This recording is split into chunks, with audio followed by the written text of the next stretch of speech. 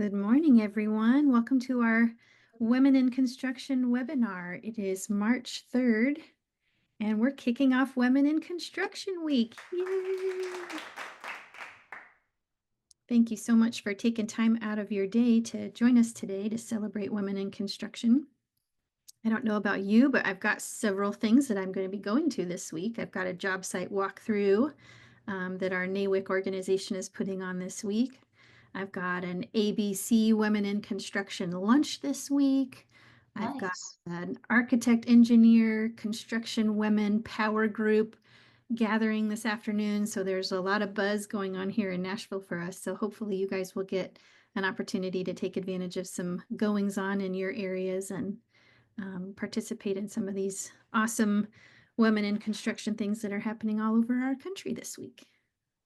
All right, well, we're going to go ahead and begin. I would like to introduce you all to our panelists this morning. We have Terry Egley, who's the president of Integrity Construction, and Randi Barnett, who is the vice president. They are a mother-daughter duo, which is always awesome for me in construction anyway. I love seeing this. So I want to tell you just a little bit about their company. When Terry was pregnant with her first child, she was working for a startup general contractor and stayed with that company doing various roles until 2005, and went to work, fortunately, for another construction company who said something very interesting to her about pretending that there is a rope that you can either use to climb to the top or hang yourself with, which I thought was such an interesting thing. So hopefully, Terry, we'll have an opportunity for you to tell us a little bit more about that story coming up here in just a little bit. But she was able to take that and begin her own company in 2012. And now they are a multi-million-dollar organization, and they focus on focusing on labs, retail, banks, and restaurant work, as well as interior build-outs. She is the proud mom of 2 biological kids and 3 grown stepchildren, and a Mimi to 6 grandbabies. Yay. And Randi is the vice president of Integrity Construction. She left her nursing career in 2013 and began with Integrity Construction, and again has had various roles within the organization, from billing and payroll to submittals and contracts, and now doing project management in addition to all those other tasks. She is a mom to 3 beautiful boys and enjoys time with her family and her free time. And I can so relate to the binge watching of Netflix on the couch whenever there's downtime, which I'm sure for you is few and far between with 3 active boys.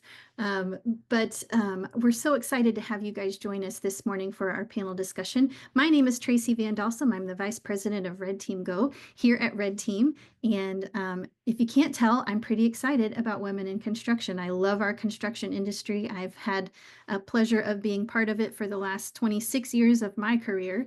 And I fell into construction technology about 14 years ago and came over to the technical side. And I'm always impressed by how big of a difference technology made for me in my construction career. And so when we get to talk to our clients, especially some women who took the risk and the joy of starting their own construction company, to see a little bit more about your story and how technology has played a role in that is a good day for me. So I'm excited to talk a little bit this afternoon with you guys. So thank you so much for being here today. Thank you for having us.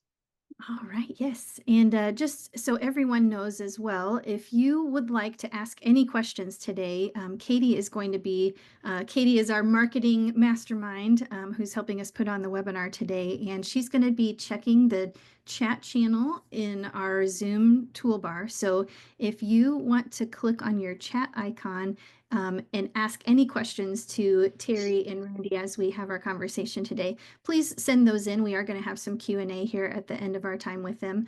But we're going to get the discussion going this morning and talk a little bit about the industry and your career and your growth with the industry over time. So Terry, why don't you tell us a little bit about how you got started in construction? Okay. So as you stated earlier, I basically, the construction industry kind of found me. I was pregnant doing freelance work for a startup general contractor. My mother was a property manager, so she knew this company that was starting. So I literally was typing up their subcontractor. When I say typing on a typewriter, their subcontractor list, their contracts, things that they were going to need, for their startup business. When Randy was about 3 months old, they requested I come physically into the office. They needed more help. And my only stipulation was that I was allowed to bring my daughter with me. So I did. I started basically as their secretary. They came to me with, hey, we've got this thing called QuickBooks. You think you can figure out how to use this? And so I also became kind of their bookkeeper, accounts payable, accounts receivable, turned into office manager, assistant project manager. I was with them for about 10 years. They had a change in ownership and I got laid off. I was at that point a single mom of 2 children, had just purchased a house, thinking that, here I am, woman, hear me roar, and now I'm jobless.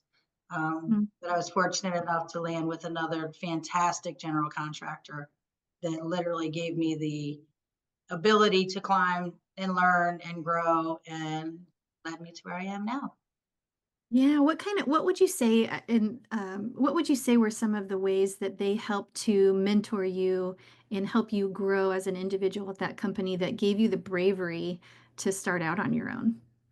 I actually literally called him before we jumped on here, my old boss, just to say thank you because as I was, reading over the questions, so many of the answers to the questions went back to him.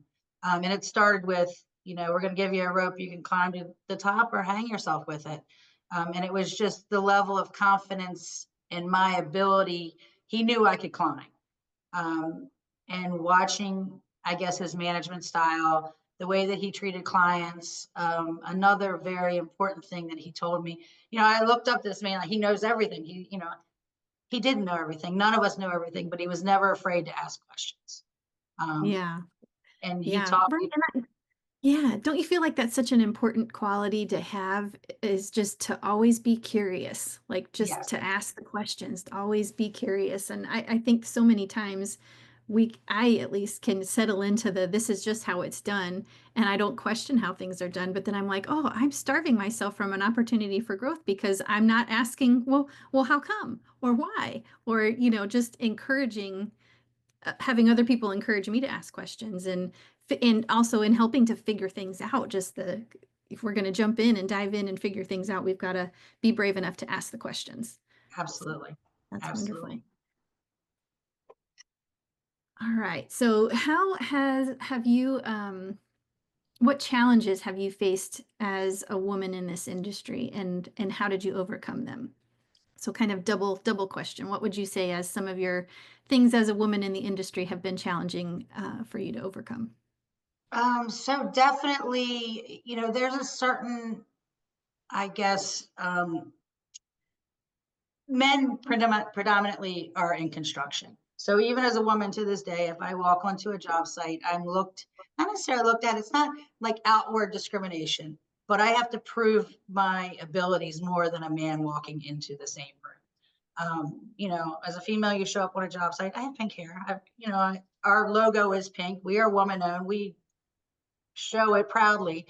But I think that there's a certain amount of, oh, here's a woman out on this job site. She probably doesn't necessarily know, or maybe her husband put her up to it, type stigma that goes along with it. Yeah.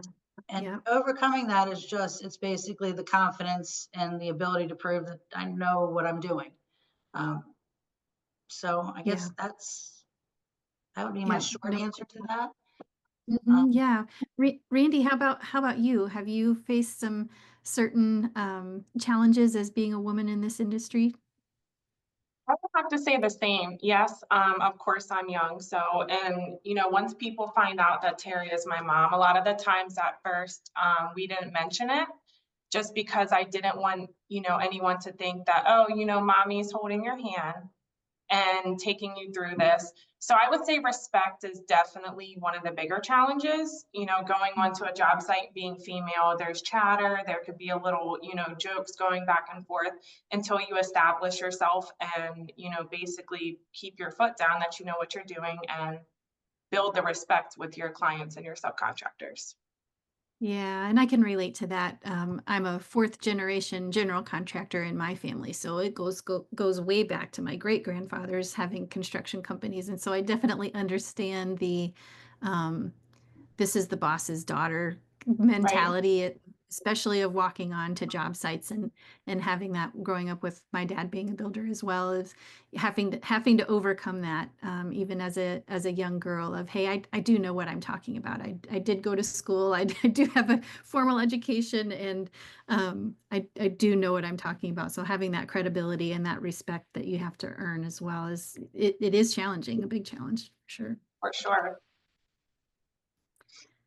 What resources and strategies have you guys had as part of your career development? Mine would have to go back to the asking questions. I mean, honestly, we have gotten to the point where we have we've surrounded ourselves with professionals. So, our subcontractors, if I don't have an answer, I'm not afraid to pick up the phone and say, hey, I don't know why this isn't working. Why does this look off? Or, I don't assume that I know the answer without checking with the experts. I say that always just, searching for more knowledge and getting the right answers from people who have information that you don't know. Yeah, That has the been the verifying that you're understanding what you see is correct, or correct. uh, Correct. yeah. What do you do? I've thought about this a lot in my career too. If we're faced with a real construction anomaly, we're working on a project, we hit an unknown, unexpected condition. I don't exactly know what to do. Do you have some go-to mentors or resources that you have from your career thus far that you're like, hey, can I pick your brain on how to solve an issue like XYZ? Absolutely. We have several. There's never a time where I am so, I don't know what the word I would, it's so proud that I think, oh gosh, you always have to have somebody that you can fall back on and ask questions. One of them, like I said, was my ex-employer.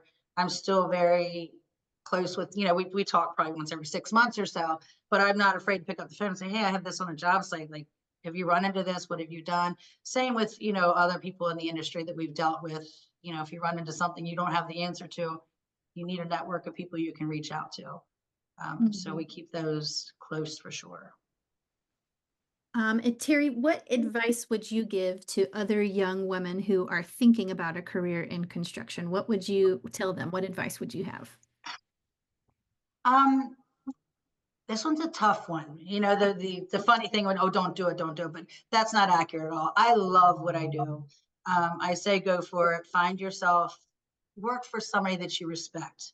Work with somebody or under somebody that you can look up to, that you can gain the knowledge from. And if you don't work for somebody like that, find a partner in another company or somebody else doing something similar that you can, bounce ideas off of, talk to, lean on, cry on. Yeah. All of the above. I still love what I do. I love supporting small businesses and the businesses that we get open. So it's a very rewarding career. Um, if you do it in such a manner that you can still look at yourself in the mirror and be proud of the person you are doing the work. Yeah, absolutely. What, and just kind of piggybacking off of that, do you guys have any um, ways that you guys reach out today to mentor any women that are wanting to come up in our industry as a way of giving back? Randy, I feel like you're not talking, but I know what you're going to say, so I'll say it. We do, we've done a lot of speaking. We've been invited to speak for Girl Scout troops at schools, different presentations, things like that. Everybody thinks it's very cool, women in construction. So it's kind of a fun thing that we get involved with when we're asked to do so. We have the one different thing about being a woman-owned construction company, and I guess something that our business does that maybe normal businesses wouldn't, is, Andrea is our office manager. She works here. She has a young child. Randy has 3, as you said. So we allow children in the office. Like, if there's a sick day, we've got an office full of kids here and we're still managing to work. And I guess that's something different about being a woman-owned business, that we can juggle it all and keep it all together. And I think that makes us, just a better type company as it is. So I think I went off topic about answering the question. No, that's great. And Randi, this is a great one. You've got young kids. We talked about you've got 3 boys that are 11 and under. Yeah. How do you balance work as a woman in the construction industry and being a mom? The balance is definitely one of my bigger challenges. You know, there are some nights when I'm sitting at my kitchen table and I'm on my phone, or, you know, I have night jobs running, so my phone's going off at 10, 11 p.m. There's come a lot of times when I just have to, you know, put the phone down. Not saying so much when there's jobs running and stuff, but like answering emails when I'm at home or something like that.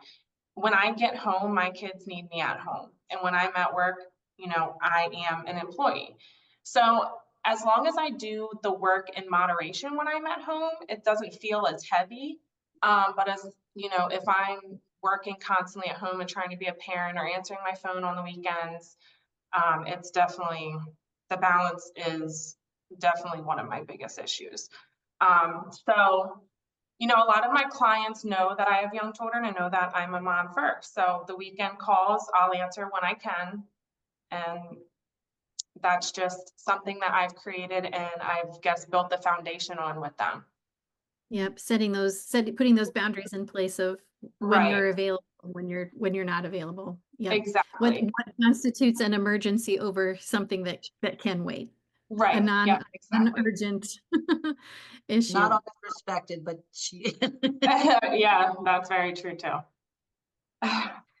Yep. And Terry, how was that for you as a mom raising 2 kids? You said that you made it a stipulation of, hey, if I come into the office, I've got to bring my kiddos in. How was that pretty well received for you at that time?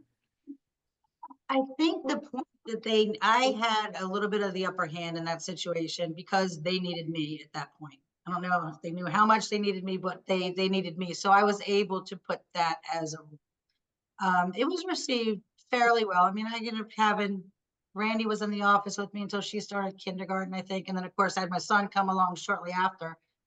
So he was in the office for a few years before I had to find daycare because it just was not, you know, an agreeable arrangement at that point. The business was very, very busy, and you know, it was frowned upon people walking in to pick up their blueprints or whatever, and here you have kiddos running through the office. I think it's part of the reason that, like I said, now we just have the open, you know, if school's closed or whatever, just bring the kids in. Who's going to tell us we can't do it? Yeah.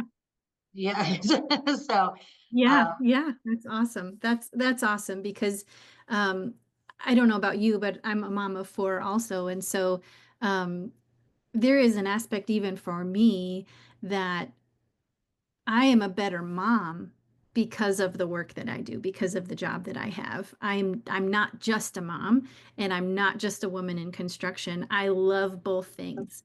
Of course, my family is going to take priority, but I still have a passion outside of being a mom where I'm a better mom because I'm very passionate about this. I love it. I love working with our clients. I love learning new things all the time.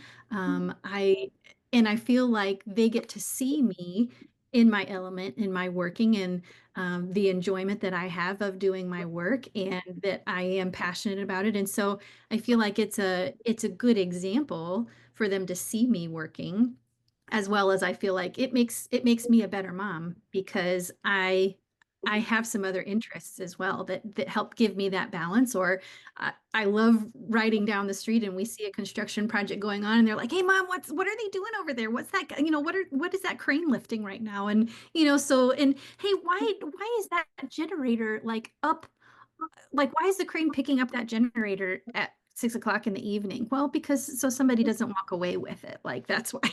Like, right. those questions, just super innocent questions that we get because they know that we're in a really cool industry and like, oh, mom, you actually know the answer to this question. And we have some really cool car conversations, just talking about it and even getting my kids excited about construction. As a career opportunity for them if they so choose to do that. Yeah, my oldest grandson is well, basically, this has been since he was born.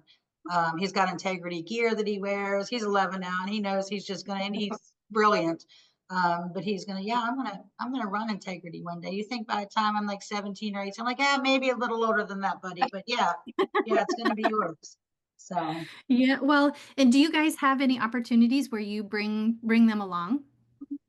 all Any the time. project sites Yeah. where they get some exposure at their young ages to what you Oh, do and for sure. job site experience? Yeah, We had an absolutely. oh, go ahead.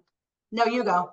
We had an overnight punch list project that we had to close out. So me, Terry, and my oldest son got a hotel room, and we were in there, you know, cleaning baseboards, vacuuming, cleaning windows, doing all these things. And he was so excited. It was a long night and early morning, but you know, those for him mean a lot to me because then he gets to see everything firsthand. Well, and work ethic too, a little bit, right? If he's if he's got a window scraper in his hand and he's pushing a vacuum cleaner, just the act of teaching him, like, we've got to do this well. Like this Right. matters. Our getting the paint off the floor matters in how this project is going to be presented and turned over to our owner, and having this be what you have to do as a business to make sure that you've got the right quality standards as we get ready to turn these over. So I love the life lessons that we may not have otherwise had if we were not women in construction, which I think it puts us in a fun position, I think, as moms in this industry, for sure. Absolutely. For sure. And it helps the balance, you know, with the flexibility of being able to do that. It helps me, okay, I'm working and I'm having a sleepover in a hotel, which my kids love. You know, but it helps me also be a better mom because I'm spending time with my kids while I'm working at the same time and teaching him all those things too. That's so awesome. Do you guys do much work with women-owned trade contractors? And how does that maybe play a role in your business? We do. We always look and try to partner with other women-owned, you know, subcontractors, trades, things like that. There's not a ton that we've run into in our area. You know, we support local, minority owned, everything that we can. There's not a ton of trade women-owned subcontractors. When we do find one, we latch on, we do partner with them and do projects with them every Yeah, opportunity awesome. we get. Awesome. What do you think are some challenges maybe in the industry in your area that are preventing women-owned trade companies? Do you think there's anything in your area specifically that would make it too risky for women, or I think maybe it's, I can tell you when I first started the business, and the reason that I initially started Integrity Construction Group is I had people in my ear saying, you know, it's a woman-owned business. They're going to beat down your doors. You're going to have so much work. You're not even going to know how to handle it all. You know, you're going to get your minority status, and it's just going to open up the floodgates of projects and money and all these things that never came to fruition. It literally has been being tenacious and chasing work and, you know, establishing a reputation and meeting the right people and networking and clients. And I don't think that it's necessarily something in our area that prohibits women. I think it's more just the amount that goes into any small business you have to do, you know. And I don't know that there's a lot of women that are necessarily were brought up around a trade as much that they know the knowledge to start the business. Maybe I don't really have an answer to that one. I don't think there's anything prohibitive about it. I just think that it's just a lack of maybe either interest or mentorship or, you know, just starting it. Well, and even I came through a construction management program in 2001, from 2001 to 2004. And half of my class was female, which I thought at that time was pretty good. But that was general construction. It wasn't the trades. And so, you know, we're talking now about the labor shortage, and more women being interested in the trades. And so I think our opportunity to have women as trade partners in the future is growing. And so that's exciting, I think, in ways that we can continue to reach out and now become mentors in teaching little girls, Right.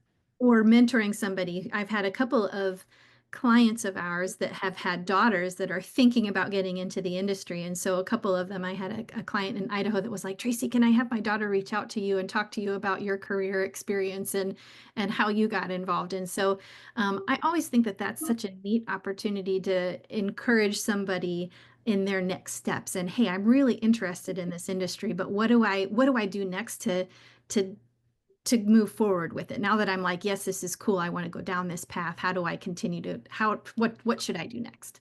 Right. Those are some fun opportunities. I have seen a lot more female trades workers on site, which I love to welcome, and female electrician on site, or, you know, female painters, female drywall finishers, like I've run into that a lot more in probably the past 5 years than I did previously. Yeah, and that's, yeah. you know, that's grassroots start of, you know, boots on the ground, learn the trade, grow up and, you know, learn everything that you can and start your Right. own thing from Right. there. So I do think as we go forward, we're going to see more and more women-owned trades partners coming available because of that interest. We're seeing it more in the field. Who of those are going to be brave enough to jump out on their own, and that we can continue to come alongside and support? So I definitely think in the next 5 years, we'll probably see a lot more women-owned trade partners come up. I agree. Yeah.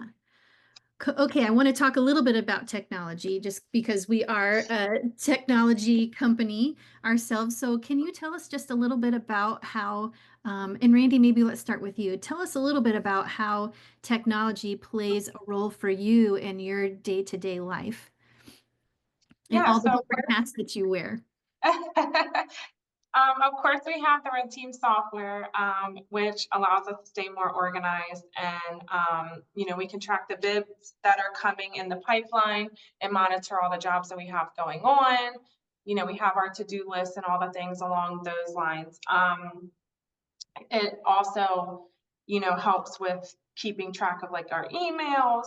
So when I first began, you know, we were doing everything on a spreadsheet, whether it was Excel or PowerPoint or things along those lines. And that's definitely, RedTeam has almost eliminated the need for that. You know, and emails back and forth and just everything along those lines. You know, and now when I first started too, we had regular tape measures, and that was, you know, everybody's had their own issues with their tape measures, whether they stretched it, whether they just can't get it together. And now we have our fancy laser measuring tools, and we just stand at one side of the wall, measure it, it gives us our numbers, and we're good to go. So I think technology is, you know, definitely upgrading for the better, obviously. And yeah, it's come a long way since when I first started 13 years ago. Yeah, yeah. And Terry, talk a little bit about the changes in your time in the industry. Oh, typewriters and fax machines. Yeah. Yeah. When I first started, literally, like I said, I was typing on a typewriter. I would have to hand type, or, you know, type the bids up, stand next to a fax machine because there's deadlines. You had to have it in before 2 o'clock. God forbid if the fax line was busy, you're stressed out. We had, you know, regular blueprints, which the ammonia smell alone was enough to just clear the office of employees. You know, technology is definitely, it was before email. It was before much of everything that we have today. And now it's, you know, it's streamlined. It's nice. Rarely do I have construction drawings in the office because I can see them on my computers. You know, we still print them out for the field. Some really intense jobs, I would probably have a set printed for the office, but they're not blueprints. They're literally, you know, regular old ink that doesn't stink. Yeah, ink that doesn't stink. Ink that doesn't stink. RedTeam has been instrumental in helping us literally streamline our bid process and our project management abilities with keeping track of the paperwork and the change orders and the RFIs and the billings and submittals and everything. And that's something that I did not foresee being as user-friendly and easy as it has become. So Yeah. How long do you think it would have taken you, or how long did it take you, like without the use of technology, to put a bid together, to wait by the fax machine, to collect all the bids, to get them into some kind of an Excel spreadsheet that gave you a budget to where now I've got to put a proposal together and run out the door? Like, how much time did that take you prior to using technology, would you guesstimate, just for putting together a bid to run out the door? Well, if you're talking when I started, like literally you'd have to get the drawings in, send the drawings to be printed. That would take, 2 days. You're dealing with probably 30 sets of drawings, depending upon the job scope and job size.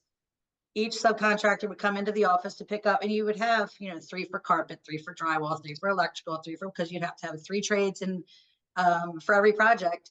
So, that would take probably a week just to get drawings on the street. Then the subcontractors would have to thumb through the drawings, put together their bids, and then fax it to you. Who I would then take all the bids together, take the low numbers, take the qualifications, and type those all up on it was a month. I don't remember. Yeah. It was a lot. Yeah.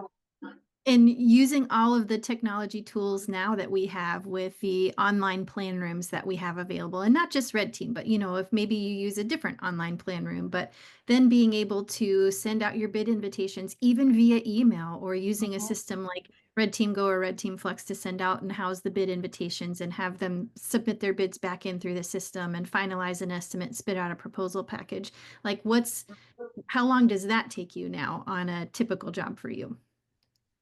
Probably, I think we're running about 2 weeks on bids, but that's less based on technology and more based on how busy everybody is. And still trying to fit in a site visit so that you can get familiar with the project site before the bids due. But usually about 2 weeks. So definitely has cut it in half. Yeah, that's pretty powerful. Like, when you think about it, and times however many jobs that you have that you're working on at the same time, like that really adds up as far as a time saving benefit of the ways that technology has advanced in the last even just several years. Yeah, it is. Now we I have never AI thought about it. Right. right? And now we have AI that's all over the place, and Yes. different ways that we can utilize that, from even wording maybe of scope of work, or phrasing in a daily log, or things like that, that just make that part of the process that much easier for some of the tools that we've had that have come online really heavy within the last 2 to 3 years. Right. Your tape measure is an awesome one, right? Had somebody that had we had somebody that had a robot, like a security robot, that would roam the job site and make sure that if it was scanning for safety failures, so that it could report safety failures. The drone technology that we have today, with even just taking high level top down overviews of a project job site and being able to take scans from up above. And so, like, there are lots of real cool technology tools that we have today that are wild, from 3D printing of concrete structures and things like that we're like, oh my gosh, can you believe how much technology has changed? Because we're now using technology to solve a labor problem, right? And I think that we'll continue to see that more and more, because that was something that anytime I would go anywhere in construction and ask, hey, what are your challenges today? And labor shortage would come up, right?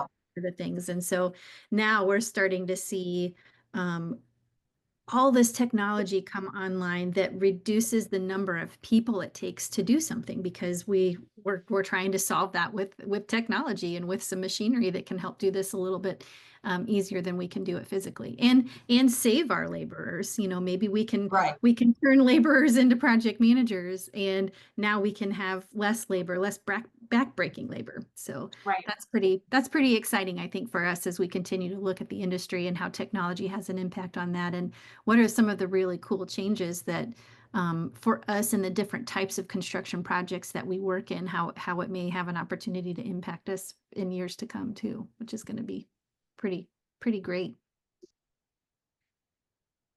Okay, as we look ahead, Are there some things that excite you about the industry? If we look forward over the next 5 years, what are some of the changes in the industry that you would hope to see in the years to come? Oof. I would have to say, I would think, offer more procurement opportunities for women. I know that our county specifically has opportunities set aside if you are small business reserved, like certified. And I'd like to see more women's groups coming forward. We currently are in one that's once a month, and it's, we have gym owners, restaurant owners, and along things like that. So I'd like to see more women's groups forming, or more women, opening up their own business. So Yeah, that's awesome. yeah, I think it's the procurement one is definitely a big thing. When we got our MBE, like Terry said, not that we were under the assumption, but everybody was like, oh, you're going to have money flying in, and people are going to be knocking on your door, and that's just not a true representation of what has been happening, which is okay, but I'd like to see more opportunities like that versus going on a government job site and there's 52 other contractors on the call or on the meet with us. Yep.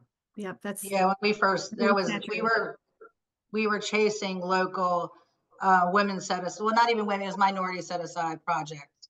And that was the biggest challenge, is you'd walk onto a job site and there's 25 other general contractors bidding the exact same scope of work as you.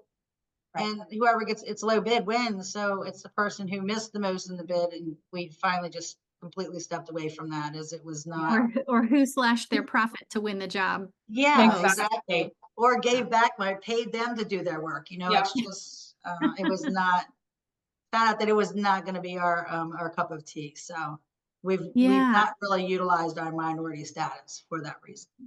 Yeah. And a lot of those, sorry, go ahead. No, go ahead, Randi, go ahead. No, I was going to say a lot of those projects at that time were packages. You'd have to submit 4 copies of your bid with all of your certifications, all this stuff, and have it hand delivered to their office at that point, which, when you're putting that together and driving 50 miles out of the way to be 1 in 25 chance is hectic. Yeah. How have you guys gotten the bulks of your business? Like how do you seek business growth opportunities for Integrity? So a lot of, when I first started the business, I had some of my clients that I had taken with me to the company I was working with previously. So fortunately, when I started my own business, I had a little bit of work already, coming in the pipeline through them. And then it literally was networking. It was nonstop networking and building a reputation, and making relationships with architects and leasing agents and property managers, and people that know when the work is coming up, so that you could have discussions with them of, give us an opportunity. Lots and lots of budgets. We were preparing, and budgets are free, preparing, doing lots of free work, lots of free budgets, just getting your name out there and just networking, meeting everybody that you can possibly meet in order to, hopefully get a job from it. What were the kinds of networking opportunities that you would try to participate in? Were there different groups? Like, did you get involved in different chapters like AGC, ABC, your National Women in Construction group? What kinds of avenues did you find? We did a lot with our chambers, Anne Arundel County Chamber of Commerce, local chambers, a lot of the just pop one in networking type groups that they had, things like that, just to get out and meet everybody that we possibly could. We did a lot with Anne Arundel Economic Development, taking some classes with them, and the MBE for the state of Maryland type, groups that they would have. We did a bunch of networking as well. I feel like a lot of people forget about the Chamber of Commerce. We lived in a small town in Michigan a couple of years ago, and the Chamber of Commerce was very big and very active in where we lived at that time. And always tended to gravitate towards, well, I need to find my local AGC, ABC. And it didn't even cross my mind until we moved to this town of, oh, the Chamber of Commerce. That makes Yeah. sense to get involved, or like the better business bureaus and things Right. like that, where you can become partners with them and get your name out that way as well. Is such a great way as you mentioned. For sure. And I think, integrity, we work and live off of the fact of building trust and respect. And, we treat our clients and their projects personally. So we will always go above and beyond to make sure that they are satisfied and, go above and beyond to make sure that their spaces are darn near perfect as best as we can. And that's, as far as keeping customers and getting new customers, the word of mouth and the repetitiveness of our customers is our biggest thing. Yeah, it says a lot when you feel like you're an extension of somebody else's business because you played a role in it. It does tend to take on a very personal feel. Have you guys found that? Oh, for sure. Absolutely. Yeah. Yeah, we are very, even to the point we support our clients after they're open. We'll share their stories. We'll, invite people to go attend things at their events. Yeah. We grace the restaurants that we have built on a regular Right. basis. We definitely support, and we're passionate about it. We help in any way, shape, or form that we can for the new businesses that are starting up that we help, or even ones we Yep. don't help, or we don't work on. Yep. Yeah. Well, and it's a sense of pride, right? Of driving by something and going, they're still flourishing. And that's just so exciting when you pour your passion into what you do. It's a neat end result. Well, thanks you guys for joining us for our Women in Construction panel today and for taking a little bit of your time. I wanted to share with you guys, our audience, if you'd like more information on Integrity Construction Group and their projects and connecting with them, please take out your phone and use your camera to snap the QR code for Integrity to connect with them on LinkedIn and to learn more about them and get in touch with these ladies. It's always good when we can, as fellow women in construction, connect with other women in construction. So please take an opportunity to get to know them a little bit more and reach out to them and say hello and join their network. And then if you are interested in learning more about RedTeam, we have a second QR code that's over on the right-hand side, and we would love to book a meeting with you and show you what RedTeam can offer as far as technology for your construction and streamlining processes, giving you a process and order in which to do things, and keep everything all in one place, from estimating and all the document management all the way through closeout. So thank you so much for joining us for our panel discussion. And Katie, I'm going to turn it over to you. Yes, and real quick, Traci, we did have a couple of questions Oh, yes, in the yes. chat. Thank you for submitting Yeah. questions. Let's go ahead. Looks like Joanne had a question. She was wondering, have you had to deal with any biases or stereotypes as being a woman? All the time. And it's literally, like I said, when you walk on a job site and they're, maybe, and my name, Terry, is spelled like a male. So if they're sending me an email, they're going out, you'll get the look like, oh, what are you doing here? And, you have to prove yourself that you know what you're talking about. It's a confidence you basically have to carry around with you that, you're there for a reason, you're there to do a job, and, you deserve the same respect as they would give to anybody else walking on a site. I think there's a lot that, and Randi can speak to this even more so than me, there's a lot of things that some of our clients would talk to us in a way that we know they would not speak to a man in the same fashion. But fortunately, we've gotten to the point in our business where if we have clients like that, we choose not to work with them. We're finally busy enough that we can be like, you know what, we're just going to take a hard pass on bidding this project in a very respectful manner. We'll let them know that it's not, we won't tolerate that type of behavior towards us. So it happens. I think that once somebody learns that, we know what we're doing, then that kind of goes away. The biasness disappears.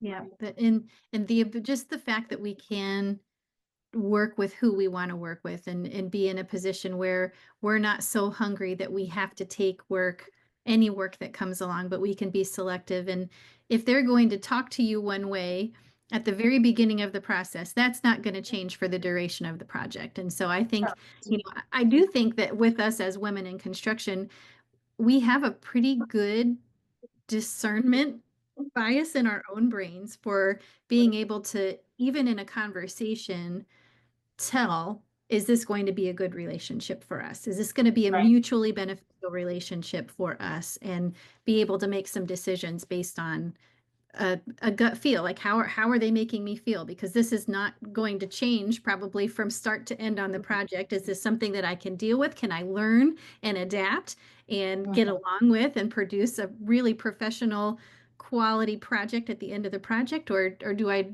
need to be a little bit more selective and say no to this one and go get a better one? Yeah, Right. and it's literally it's been a hard lesson learned, and it's taken a long time to get to the point where we could actually turn away work for that reason. This hasn't been like the whole term of our business. We've had to go through some pretty nasty relationships with clients who didn't deserve the attention that we gave them. But we're in a better spot A very good way Yeah. to put it, Jerri.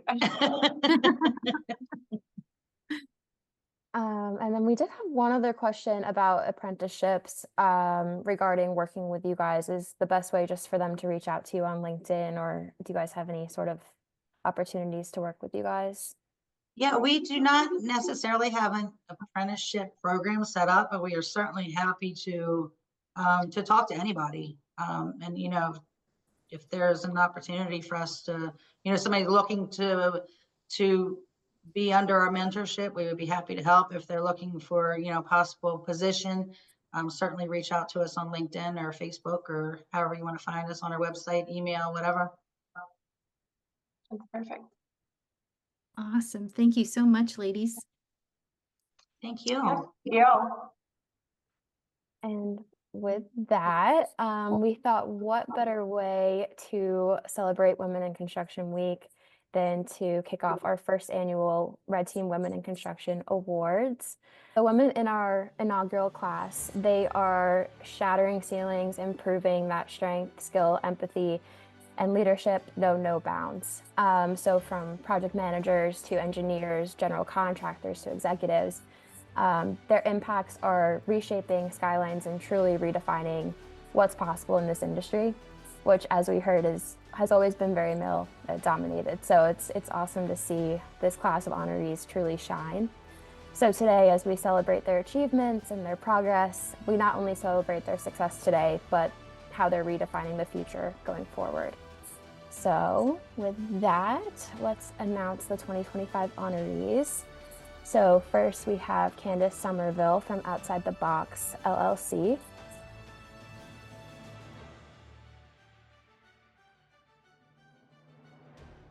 Jessica Hernandez from Apoint Construction.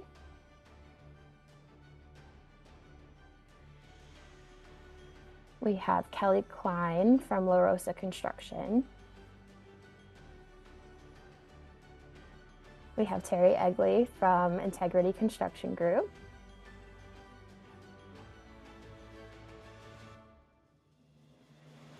We have Randi Barnett from Integrity Construction Group.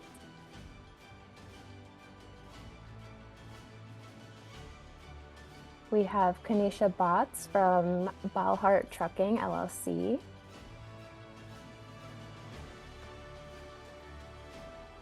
We have Annette Bain from Bainco, LLC.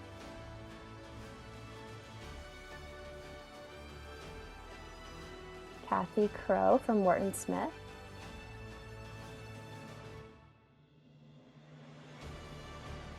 Joanne Carabas from Ironfish Construction.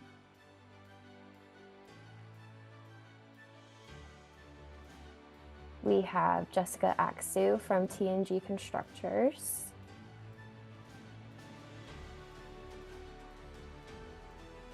Linda Elbin from Willow Construction.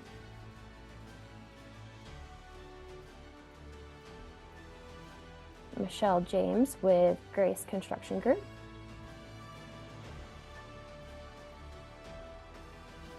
We have Jessica Szerzinski with Infrastructure Site Development, and also she builds infrastructure. We have Nicolette Stockwell from Tangible Developments LLC. Brittany Buck from RC Matthews. We have Erin McDaniel from Synergy Commercial Construction. We have a posthumous honoree going to Jerri MacMeekin. I know we have her husband, Brandon, in the chat, so just wanted to recognize her for her legacy. And we have our very own Traci VanDalsem here at RedTeam. So all of these honorees are listed on our website along with their background. We'd love to have you take a look. And as we continue throughout Women in Construction Week, we look forward to sharing stories of all of our Women in Construction honorees. So definitely keep a lookout on our social media platforms for more details and hearing about stories from our honorees directly. So there's lots of stories to share, and we're excited to share them with our audience too. So we want to congratulate all of our honorees and thank you all for all the work that you've done. And thank you to the participants who nominated all of our honorees. Thank you to Terry and Randy for joining us today. And thank you all for spending a little bit of your day with us today to celebrate Women in Construction Week. And we hope you have a great day. Yes, we're going to Perfect. keep Thank you so celebrating all much. month long. Yep, keep following us for more.